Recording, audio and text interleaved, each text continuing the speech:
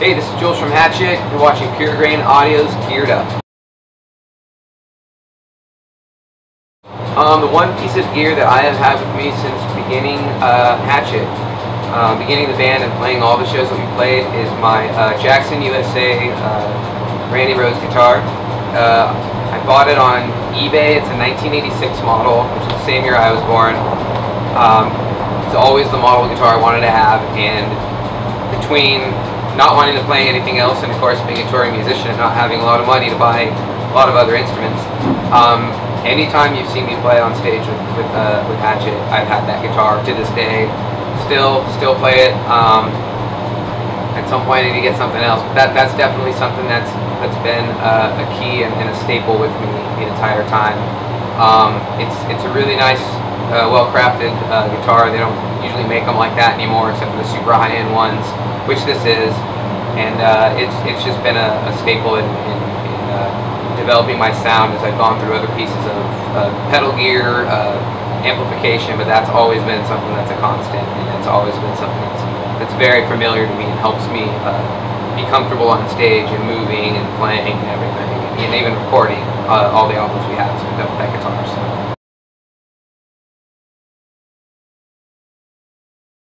With any piece of gear that's old and the amount of touring we do, I've had to replace various parts on it just from it getting, corroded and stuff like that. Because especially with guitar players, you put your palm on the bridge and your strings and you play, and that area after you're playing a show always gets full of sweat, and then you don't always have time to, when you're in the mixture of tearing down and setting up, you don't have the time to go through and nicely clean it off and everything. So it basically goes from on stage to into the case, back out on stage, back into the case. So, over years of doing that, it's become pretty nasty and funky in some areas for my stage sweatness, and so that would probably be the one drawback that happens.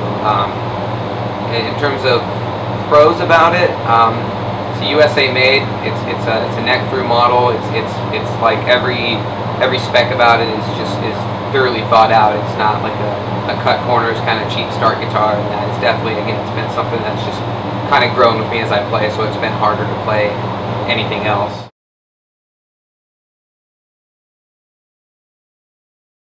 Well, I pretty much recorded all of the rhythm tracks to the guitar parts. It's kind of a standard for even when there's two different guitar players in the band, but for one person to play both different parts, even if they're different, because the parts where they do come together, it sounds a lot tighter.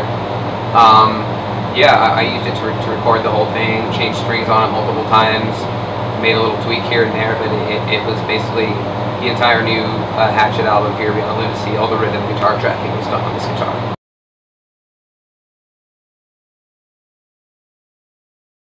Studio and live are pretty hard to get together, to mix together.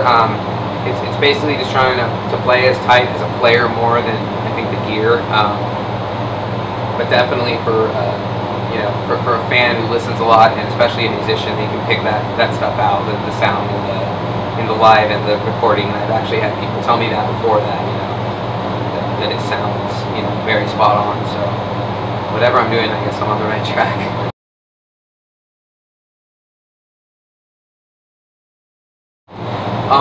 No, other than Jackson makes an amazing guitar.